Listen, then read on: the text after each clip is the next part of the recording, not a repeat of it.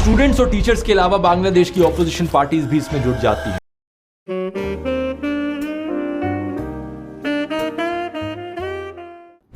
Hello everyone, welcome to my channel Anisha reacts. कैसे हैं जी? उम्मीद है सारे ठीक ठाक होंगे।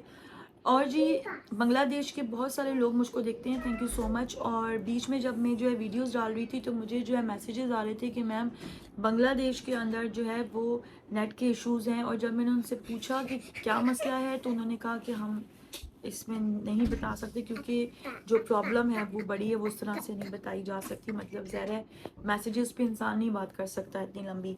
तो मुझे अभी तक समझ नहीं आया था कि क्या इशू था और मैं जो है परेशान भी थी कि क्या हो गया अचानक। तो अभी जी ध्रुव की है वो एक वीडियो आई है जिसका जो टाइटल है उसको देख के मैं जो है परेशान हो गई, बांग्लादेश इज़ बर्निंग। तो आगे लिखा है व्हाट्स रॉन्ग। तो देख लेते हैं क्या है क्या नहीं है, क्योंकि ध्रुव को मैं जो है वो देखती हूँ, हर टॉपिक के ऊपर इनकी वीडियो आती है और इस टॉपिक पे भी आई है। तो देखते हैं कि क्या चल रहा है, क्या वजह है, क्या इश्यूज़ हो रहे हैं। क्योंकि मुझे जो है मैसेजेस आ रहे थे कि कुछ हालात ठीक नहीं है, लेकिन उसका रीज़न मुझे नहीं मालूम था कि क्या रीज़न है। तो अभी देख लेते हैं, ठीक है। तो चैनल को आपने करना है सब्सक्राइब, अनीशा ऑफिशियल पे मुझे ज्वाइन करें। तो जल्दी से वीडियो शुरू करते हैं।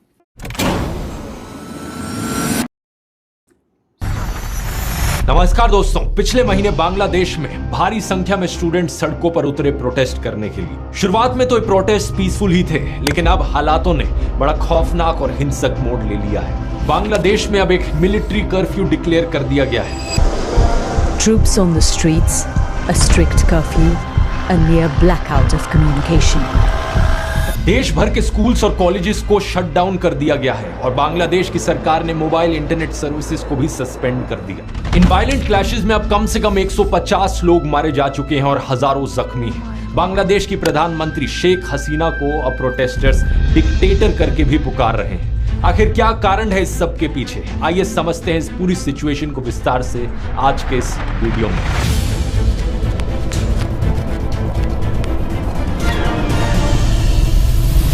इन प्रोटेस्ट के पीछे सीधा कारण है दोस्तों रिजर्वेशन। बांग्लादेश का यूथ प्रोटेस्ट कर रहा है इनकी सरकार के कोटा सिस्टम के खिलाफ।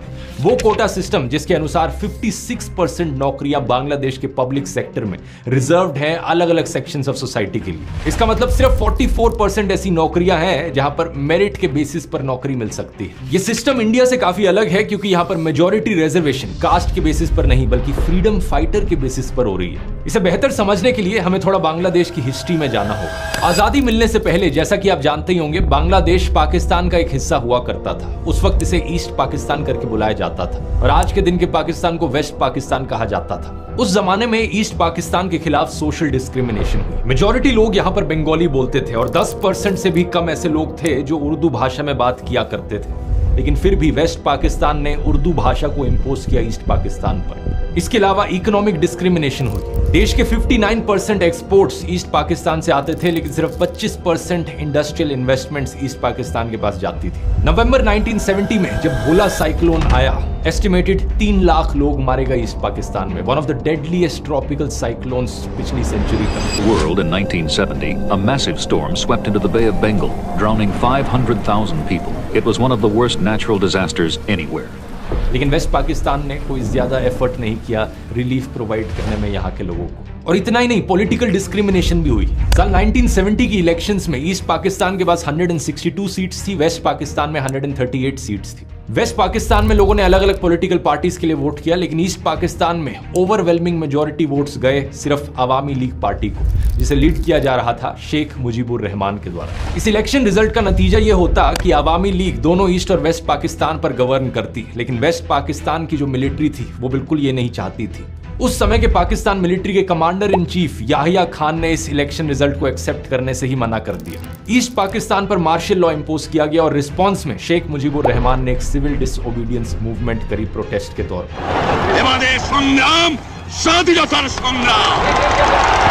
इसी समय वेस्ट पाकिस्तान की मिलिट्री ने बड़े भारी स्केल पर अत्याचार किए ईस्ट पाकिस्तान के लोगों के खिलाफ। शेख मुजीबुर रहमान को अरेस्ट किया गया और लाखों लोगों को मारा गया। एक जेनोसाइड हुआ ईस्ट पाकिस्तान में। करीब 1 करोड़ लोगों को रेफ्यूज लेनी पड़ी इंडिया में। अप्रोक्सीमेटली 50% पॉपुलेशन ईस्ट पाकिस्तान की इंटरनली डिस्प्लेस हो गई इसकी वजह से।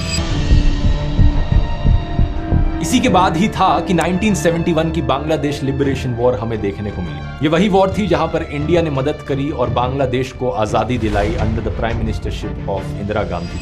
Mujibur Rahman, the leader of East Pakistan, declared the region an independent republic, which he said will be called Bangladesh, the land of the Bengalis. East Pakistan में जिन लोगों ने आजादी की ये लड़ाई लड़ी, जिसकी वजह से बांग्लादेश एक आजाद देश बना, ये फ्रीडम फाइटर्स हुए। यही फ्रीडम फाइटर्स आज की सिचुएशन में रेलेवेंट हैं इस कोटा सिस्टम की वजह से, क्योंकि दोस्तों बांग्लादेश के इस कोटा सिस्टम में 30% जॉब्स को रिजर्व किया गया है फ्रीडम फाइटर्स के डिसेंडेंट्स के लिए।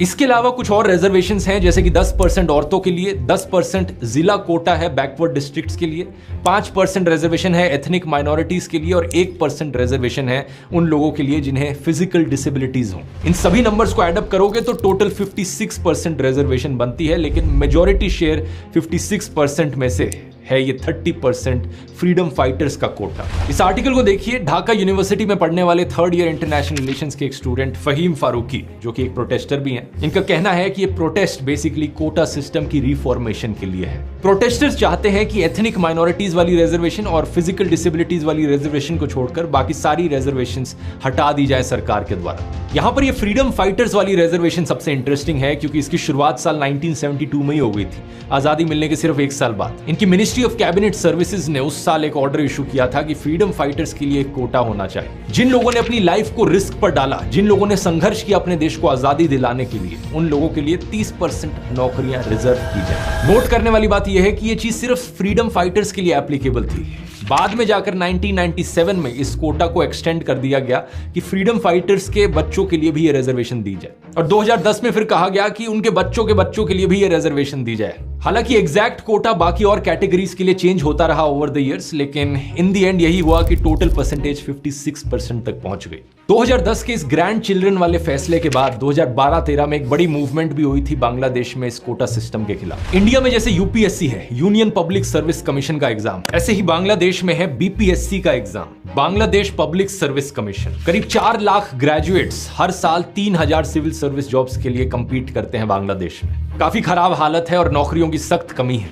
फरवरी 2018 में बांग्लादेश साधारण छात्र अधिकार संरक्षण परिषद ने रिफॉर्म्स की डिमांड करी बांग्लादेश गवर्नमेंट सर्विसेज में। उस समय भी क्लैशेस देखने को मिले उन स्टूडेंट्स के बीच में जो इसके खिलाफ थे और वो स्टूडेंट्स जो प्रो कोटा थे। लेकिन प्रेशर में आकर अक्टूबर 2018 में बांग्लादेश की सरकार ने सर्कुलर इशू किया कि 1st क्लास और 2nd क्लास जॉब्स के लिए ये कोटा सिस्टम हटा दिया जाएगा। बात यहीं पर खत्म हो गई होती, लेकिन 2021 में कुछ फ्रीडम फाइटर्स के 7 बच्चों ने हाई कोर्ट में पिटीशन डाली इस कोटा सिस्टम को हटाने के खिलाफ, और 5 जून 2024 यानी कि पिछले महीने हाई कोर्ट का फैसला आता है कि जो पिटिशनर्स कह रहे हैं वो सही है। सरकारी सर्कुलर को इलीगल डिक्लेयर कर दिया जाता है और कोटा सिस्टम को वापस इंट्रोड्यूस कर दिया जाता है। यही कारण था कि पूरे देश भर में प्रोटेस्ट फिर से जाग उठते हैं।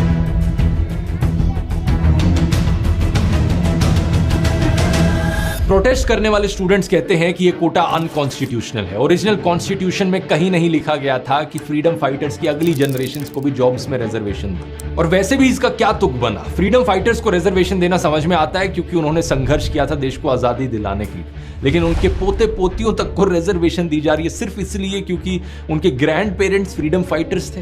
लेकिन बात सिर्फ यहां खत्म नहीं होती, इस रिजर्वेशन में करप्शन के भी आरोप लगे हैं। एक्चुअली में ये कौन डिसाइड करेगा कि कौन फ्रीडम फाइटर है और कौन फ्रीडम फाइटर नहीं है? सरकार ने ये रिस्पॉन्सिबिलिटी खुद को दी कि सरकार डिसाइड करेगी कि कौन फ्रीडम फाइटर होगा। पिछले 15 सालों से बांग्लादेश में रूलिंग पार्टी रही है आवामी लीग और प्राइम मिनिस्टर रही है शेख हसीना। ये वही पॉलिटिकल पार्टी है जिसने संघर्ष किया था बांग्लादेश को आजादी दिलाने में भी। प्रोटेस्टर्स का कहना है कि ये फ्रीडम फाइटर का रिजर्वेशन आवामी लीग के लोगों को डिस्प्रपोर्शनेटली ज्यादा बेनिफिट देता है। फ्रीडम फाइटर्स की लिस्ट में जिन लोगों का नाम इंक्लूड किया गया है उन नामों को लेकर कम से कम 60,000 ऑब्जेक्शंस उठी हैं और इन ऑब्जेक्शंस को सरकार के द्वारा रिजॉल्व नहीं किया गया है। 10 जुलाई को यह बात सुप्रीम कोर्ट तक पहुंचती है और सरकार हाई कोर्ट के फैसले के खिलाफ सुप्रीम कोर्ट में जाती है अपील करने। सुप्रीम कोर्ट हाई कोर्ट के फैसले पर रोक लगा देता है, लेकिन प्रोटेस्ट रुकते नहीं है। स्टूडेंट्स और टीचर्स के अलावा बांग्लादेश की ऑपोजिशन पार्टीज भी इसमें जुट जाती हैं, जैसे कि बांग्लादेश नेशनलिस्ट पार्टी। प्रोटेस्टर्स को कन्फ्रंट करने के लिए 7,000 से ज्यादा पैरामिलिट्री के ट्रूप्स बुलाए जाते हैं। पुलिस यहाँ पर टीयर गैस, रबर बुलेट्स और साउंड ग्रेनेड्स का इस्तेमाल करती है। यूनाइटेड नेशंस के सेक्रेटरी जनरल की तरफ से भी स्टेटमेंट आती है कि सरकार डेमोन्स्ट्रेटर्स के खिलाफ कोई भी थ्रेट और वायलेंस ना इस्तेमाल करे। इसके अलावा प्रोटेस्टर्स और बांग्लादेश छात्र लीग के बीच में भी क्लैश देखने को मिलता है, जो कि स्टूडेंट विंग है आवामी लीग पार्टी का। दोनों साइड्स एक दूसरे को ब्लेम करती हैं। सरकार के लॉ मिनिस्टर कहते हैं कि सरकार प्रोटेस्टर्स के साथ बातचीत करने के लिए तैयार है। ये कहा जाता है कि सुप्रीम कोर्ट में एक अर्ली हियरिंग की कोशिश करी जा रही है ताकि जल्द से जल्द फैसला आए। ढाका यूनिवर्सिटी के बाहर स्टूडेंट्स नारे लगाते हैं कि हम अपने भाइयों का खून बर्बाद नहीं जाने देंगे। सरकार प्रेशर में आकर एक जुडिशियल प्रोब कमेटी की भी फॉर्मेशन करती है वायलेंस के इंसिडेंट्स को इन्वेस्टिगेट करने के लिए। आवामी लीग के जनरल सेक्रेटरी कहते हैं कि सरकार कोटाज में इंटरफेयर नहीं करेगी, सुप्रीम कोर्ट के डिसीजन का इंतजार किया जाए। लेकिन प्रोटेस्टर्स का जो मेन ग्रुप था, स्टूडेंट्स अगेंस्ट डिस्क्रिमिनेशन, वो अपनी सरकार के इंटेंशंस पर डाउट करता है। उनका कहना है कि प्राइम मिनिस्टर ने एक शब्द तक नहीं बोला उन मर्डर्स पर जो उनके पार्टी के एक्टिविस्ट ने किए। इस तनावपूर्ण स्थिति के बीच प्राइम मिनिस्टर शेख हसीना की तरफ से भी बड़े इररिस्पॉन्सिबल रिमार्क्स आते हैं। वो बातों को ट्विस्ट करके कहती हैं कि प्रोटेस्टर्स को इतनी नफरत क्यों है फ्रीडम फाइटर्स से। अगर फ्रीडम फाइटर्स के ग्रैंड चिल्ड्रन को रिजर्वेशन के बेनिफिट्स नहीं मिलेंगे तो क्या रजाकार्स के ग्रैंड चिल्ड्रन को बेनिफिट्स दिए जाएंगे। सिर्फ प्राइम मिनिस्टर शेख हसीना ही नहीं बल्कि इनके social welfare minister Dipu Moni और state minister of information and broadcasting Mohammad Ali Arafat की तरफ से भी सिमिलर स्टेटमेंट्स दी जाती हैं रजाकार को लेकर। आखिर क्या है ये रजाकार? रजाकार दोस्तों एक पर्शियन शब्द है जिसका मतलब होता है वॉलंटियर या हेल्पर। लेकिन 1971 की वॉर में रजाकार वाहिनी एक पैरामिलिट्री ग्रुप था जो एक्चुअली में वेस्ट पाकिस्तान की आर्मी को सपोर्ट कर रहा था। दूसरी तरफ मुक्ति वाहिनी था जो बांग्लादेश की आजादी के लिए फाइट कर रहा था। इस रजाकार वाहिनी में करीब 50,000 लोग थे जिन्होंने वेस्ट पाकिस्तान की आर्मी को सपोर्ट किया और ईस्ट पाकिस्तान के लोगों पर हो रहे अत्याचारों को इनकरेज किया या उसमें भाग लिया। 1973 में जब शेख मुजीबुर रहमान की सरकार बनी तो उन्होंने international crimes tribunal act introduce किया इन्हीं रजाकार लोगों को ढूंढने के लिए और पनिश करने के लिए। एंथ्रोपोलॉजिस्ट नयनिका मुखर्जी नोट करती हैं कि करीब 37,000 रजाकार्स को आइडेंटिफाई किया गया।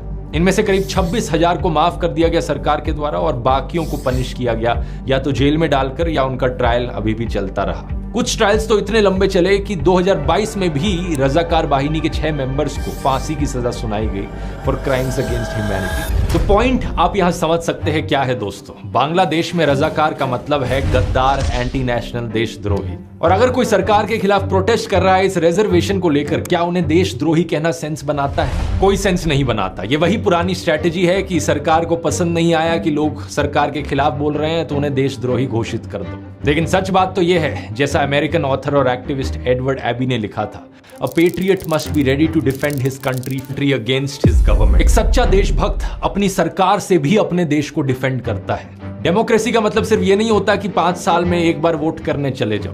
डेमोक्रेसी एक डायनेमिक सिस्टम होता है जहां पर लोग पॉलिटिकली अवेयर होने चाहिए। जनता बार बार देश की सरकार को अकाउंटेबल ठहराते रहे, जांचते रहे कि सरकार सही काम कर रही है या नहीं कर रही, और जरूरत पड़ने पर सरकार के खिलाफ भी खड़ी हो। प्रधानमंत्री शेख हसीना का ये कमेंट प्रोटेस्टर्स पर एक क्लियर कट एग्जांपल है स्ट्रॉ मैन फैलेसी का। इसका मतलब है कि आप दूसरे की आर्ग्यूमेंट को गलत तरीके से प्रेजेंट कर रहे हो और उसे तोड़ मरोड़ के पेश कर रहे हो। अगर प्रोटेस्टर्स कहते हैं कि वो उस रिजर्वेशन के खिलाफ है जो फ्रीडम फाइटर्स के पोते पोतियों को मिलने लग रही है, तो इसका मतलब ये कैसे हो गया कि वो फ्रीडम फाइटर्स को डिसरिस्पेक्ट कर रहे हैं? जब प्रधानमंत्री शेख हसीना की सरकार ने खुद इस रिजर्वेशन को हटाया था 2018 में, तो क्या वो भी फ्रीडम फाइटर्स को डिसरिस्पेक्ट कर रही थी? इस तरीके का लो लेवल आर्ग्यूमेंट एक प्रधानमंत्री को सूट नहीं करता। मैं रिक्वेस्ट करूंगा प्राइम मिनिस्टर शेख हसीना से, थोड़ी मर्यादा रखिए। प्रोटेस्टर्स की डिमांड कोई अनरीजनेबल नहीं है। लेकिन अब इस मुद्दे पर दोस्तों हमारे इंडिया के गोदी पत्रकारों की भी जरा नॉनसेंस सुनिए। सुधीर चौधरी ने आज तक टीवी चैनल के प्रोग्राम में स्टूडेंट्स के इन प्रोटेस्ट को फॉरेन फंडेड बता दिया। हवा में बातें करते हुए कहा कि इसके पीछे अमेरिका और बाकी पश्चिम देशों का हाथ है। अमेरिका जैसे जो देश हैं वो पीछे से रिमोट कंट्रोल से इन दंगों को भड़काते रहते हैं, क्योंकि जो पश्चिमी बड़े बड़े जो देश हैं अमेरिका जैसे, वो उन देशों के विपक्षी दलों के साथ मिल जाते हैं। एक इंफोग्राफिक में लिखा कि विकासशील जिलों के निवासियों के लिए 10% आरक्षण। विकासशील का मतलब होता है जो विकास की तरफ बढ़ रहा हो, यानी डेवलपिंग, जबकि बांग्लादेश ने 10% कोटा पिछड़े जिलों के निवासियों के लिए दिया है। और इसके बाद सुधीर कहते हैं कि वेस्ट बंगाल के कुछ स्टूडेंट्स इन प्रोटेस्ट का समर्थन कर रहे हैं और यही स्टूडेंट्स अपने देश में आरक्षण की मांग करते हैं। ये कैसे हो सकता है? एक और चौंकाने वाली खबर यह है कि बांग्लादेश में हो रहे इस आंदोलन के समर्थन में पश्चिम बंगाल में भी अब विरोध प्रदर्शन हो रहे हैं। वामपंथी दलों के जो छात्र भारत में सरकारी नौकरियों में आरक्षण चाहते हैं वो बांग्लादेश के उन दंगों का समर्थन कर रहे हैं जो सरकारी नौकरियों में आरक्षण खत्म करने के लिए चल रहे हैं। इतना बड़ा विरोधाभास मुझे समझ नहीं आता कि सुधीर चौधरी जैसे सो कॉल्ड पत्रकारों की रीजनिंग पावर सही में इतनी कमजोर है या फिर ये जानबूझकर जनता को बहकाते हैं। पहले खुद अपने प्रोग्राम में बताते हैं कि भारत में जो आरक्षण है वो कास्ट के आधार पर है, जबकि बांग्लादेश में दूसरे क्राइटेरिया के आधार पर आरक्षण है। वहां पर कोई जाति का आरक्षण नहीं है, धर्म का आरक्षण नहीं है, ये आरक्षण अलग किस्म का है। तो फिर ये कंपैरिजन करने का क्या सेंस बना? इंडिया में रिजर्वेशन मिलती है सो कॉल्ड लोअर कास्ट लोगों को जिनके खिलाफ हिस्टोरिकल डिस्क्रिमिनेशन हुआ है, लेकिन सिर्फ हिस्टोरिकली नहीं बल्कि आज के दिन भी हमें कास्ट एट्रोसिटीज देखने को मिल रही हैं। राजस्थान में जितेंद्र पाल मेघवाल नाम के एक दलित को सिर्फ इसलिए मार दिया गया क्योंकि उन्होंने मूंछ रख ली थी। आज तक की ही वेबसाइट पर यह न्यूज आर्टिकल देखिए। गुजरात में दलित दूल्हे को घोड़ी नहीं चढ़ने दिया, बारातियों के पगड़ी बांधने पर किया पथराव। 8 साल के बच्चे ने पानी की बाल्टी को हाथ लगा दिया तो उसे पीट दिया गया। और कहां हुई ये चीज? स्कूल में। सिख धर्म तो इगैलिटेरियनिज्म की प्रिंसिपल्स पर शुरू हुआ, यानी कि सब बराबर हैं, जातिवाद खत्म करो। लेकिन आज पंजाब में दलित सिखों के लिए अलग गुरुद्वारे देखे जा सकते हैं। और प्रिविलेज ब्लाइंडनेस में डूबे हुए गोदी पत्रकारों के हिसाब से तो जातिवाद है ही नहीं देश में। इनके हिसाब से तो आरक्षण जैसे पॉजिटिव अफर्मेटिव एक्शन की कोई जरूरत ही नहीं है, सब चंगा सी। इनसे मैं एक ही बात कहूंगा, आखिर जातिवाद खत्म करने की बात क्यों नहीं कहते? कास्ट बेस्ड क्राइम खत्म करने की बात क्यों नहीं करते कभी? ये जो अखबारों में एड्स छपती हैं, ब्राह्मण लड़की चाहिए, राजपूत लड़की चाहिए, जाट चाहिए, बनिया चाहिए, इन कास्ट बेस्ड मैट्रिमोनियल एडवर्टाइजमेंट्स को क्यों नहीं बंद कर दिया जाता? इस मैट्रिमोनियल एड को देखिए, यहाँ तो ये तक लिखा है कि कास्ट की कोई रिस्ट्रिक्शन नहीं है, लेकिन SC ST OBC नहीं होना चाहिए। जिस दिन इस जातिवाद को खत्म कर दोगे उस दिन कास्ट रिजर्वेशन ऑटोमेटिकली खत्म हो जाएगी। लेकिन गोदी पत्रकारों से यही उम्मीद की जा सकती है कि ये इंडिया की कास्ट रिजर्वेशन को बांग्लादेश की फ्रीडम फाइटर्स रिजर्वेशन से कंपेयर करें। इंडिया में जो रिजर्वेशन है वो सोशली और इकोनॉमिकली डिप्राइव्ड क्लासेस को ऊपर सेम लेवल पर लाने के लिए है, लेकिन बांग्लादेश में जो फ्रीडम फाइटर्स के डिसेंडेंट्स को रिजर्वेशन दिया जा रहा है वो कोई सेपरेट एथनिक माइनॉरिटी नहीं है, उनके खिलाफ कोई हजारों सालों से अत्याचार नहीं हो रहा है। इनफैक्ट वो तो सोशली रिस्पेक्टेड सेक्शन है देश का। अगर उनमें से कोई इकोनॉमिकली वीक है तो उनके लिए 5 से 10% EWS कोटा दिया जा सकता है। 21 जुलाई को बांग्लादेश के सुप्रीम कोर्ट ने भी यही कहा कि फ्रीडम फाइटर्स के इस डिसेंडेंट्स कोटा को कम करके सिर्फ 5% तक कर दिया जाए और बाकी एथनिक माइनॉरिटीज, ट्रांसजेंडर्स और डिसेबल्ड लोगों का जो कोटा है उसे 2% कर दिया जाए, तो टोटल 7% रिजर्वेशन ही हो। अब मेरा पर्सनली मानना है दोस्तों, बांग्लादेश में जो प्रोटेस्ट उठे इनके रिजर्वेशन के खिलाफ, ये सिर्फ एक सिम्टम है। असली बीमारी जो यहाँ पर है वो है अनएम्प्लॉयमेंट की। और इंडिया जैसे ही बांग्लादेश में भी बेरोजगारी एक बहुत बहुत बड़ी प्रॉब्लम बन चुकी है। पब्लिक एडमिनिस्ट्रेशन मिनिस्टर फराद हुसैन ने बताया पार्लियामेंट को फरवरी में कि 5 लाख से ज्यादा पोस्ट वेकेंट थी इनके देश में। अगर इन्हें फिलअप भी किया जाए तो भी काफी नहीं होगा। बांग्लादेश ब्यूरो ऑफ स्टैटिस्टिक्स का डेटा बताता है कि 18 से 19 लाख यंग लोग हर साल जॉब मार्केट को ज्वाइन करते हैं। 17 करोड़ लोगों का देश है, उसमें से जो वर्किंग पॉपुलेशन है वो करीब 2/3 है, यानी 11 करोड़ के आसपास। इन 11 करोड़ लोगों में से 3 करोड़ लोग अनएम्प्लॉयड हैं। बांग्लादेश में इकोनॉमी की भी हालत काफी खराब चल रही है। कंट्री के जो फॉरेन एक्सचेंज रिजर्व्स हैं वो बहुत लो है। 2022 में बांग्लादेश ने इंटरनेशनल मॉनेटरी फंड से मदद मांगी थी अपने फॉरेन एक्सचेंज रिजर्व्स को रीबिल्ड करने के लिए। रिसेंटली एक प्लान भी जारी हुआ $5 बिलियन का लोन लेने के लिए चाइना से। अब वो अलग मुद्दा है अपने आप में कि जब भी कोई देश चाइना से लोन लेता है तो उससे प्रॉब्लम कभी सॉल्व नहीं होती, बल्कि एक और नई प्रॉब्लम क्रिएट हो जाती है। चाइना की डेट डिप्लोमेसी जो श्रीलंका के साथ देखने को मिला। लेकिन इसके अलावा इन्फ्लेशन रेट भी बहुत हाई है, 9% पर।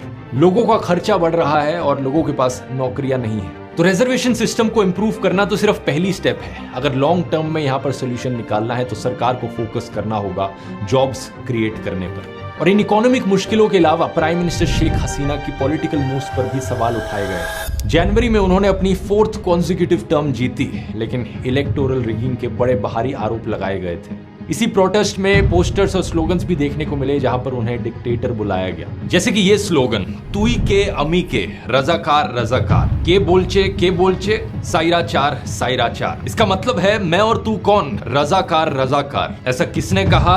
Dictator dictator. उम्मीद है प्राइम मिनिस्टर शेख हसीना अपने देश के लोगों की प्रॉब्लम्स को समझ पाएंगी और एक पॉजिटिव अप्रोच यहाँ पर ले पाएंगी। अगर आपको ये वीडियो पसंद आया तो बांग्लादेश की पूरी हिस्ट्री पर मैंने एक डिटेल्ड वीडियो बनाया है कि एग्जैक्टली 1971 की वॉर में क्या हुआ था। यहाँ क्लिक करके देख सकते हैं। बहुत तो जी वीडियो हमने देखी और इसमें जिस तरह से ध्रुव रिसर्च करके हर चीज़ के बारे में जो है बता रहे होते हैं, उस हिसाब से जिस तरह मैंने देखा कि मुझे इतनी नॉलेज नहीं है और पॉलिटिक्स वगैरह और ये सब चीज़ें, इनसे मेरा कोई दूर दूर तक वास्ता नहीं है। लेकिन ये है कि जितने हालात जो इस वीडियो के हिसाब से अगर बात की जाए तो सच में बहुत ही अफसोस हुआ ये सब चीज़ें देखकर स्टूडेंट्स के साथ और ये सब कुछ।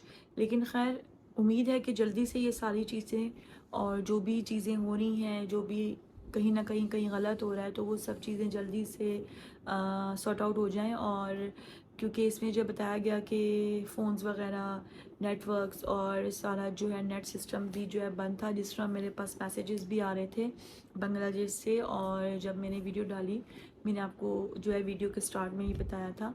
और बहुत सारी चीज़ें वाकई में गलत हो रही होती हैं हम लोगों के आसपास, हम लोगों के ये मैं अपनी बात भी करूँगी, बहुत सारी चीज़ें हम भी गलत देख रहे होते हैं। लेकिन ज़ाहिर सी बात है हम लोग उस जो है कंडीशन पे नहीं होते, उस पावर में नहीं होते कि हम उसको जो है खड़े होकर ठीक कर सकें। लेकिन हम लोग उन चीज़ों के बारे में बोल सकते हैं और गलत को गलत कह सकते हैं। और जो सोशल मीडिया है, ये एक ऐसा प्लेटफॉर्म है, अगर हम इसको पॉजिटिव अगर ना यूज़ करते हैं तो इससे लोगों को बड़ा फ़ायदा होता है। और अगर हम लोग इसको नेगेटिव जो है वो यूज़ करते हैं तो फिर ज़ाहिर सी बात है कि माशरे के अंदर और जो है हर एक इंसान के ऊपर उसका गलत असर जो है पड़ता है। तो उम्मीद है जी कि ये सब चीज़ें जल्दी से जो है सॉर्ट आउट हो जाएं। और जैसे कि मैंने ये देखा कि स्टूडेंट्स के ऊपर भी बहुत ज़्यादा ऐसी जो है चीज़ें हो रही हैं कि स्टूडेंट्स जो है बाहर स्टूडेंट्स ही हैं, तो ज़ाहिर सी बात है ये चीज़ें नहीं होनी चाहिए इतना एक्सट्रीम लेवल पे। और बस दुआ है कि सब ठीक हो जाए, आप लोगों के साथ जो भी चीज़ें हो रही हैं जो गलत हैं वो सब ठीक ठाक हो जाए और सुख से रहें आप लोग, शांति से रहें। आज के लिए इतना ही। अपना बहुत सारा ख्याल रखिएगा, जहाँ भी रहें खुश रहें। एनीशा ऑफिशियल पे मुझे ज्वाइन करें इंस्टाग्राम पे और चैनल को जो है सब्सक्राइब कर लीजिए। ओके जी, बाय बाय।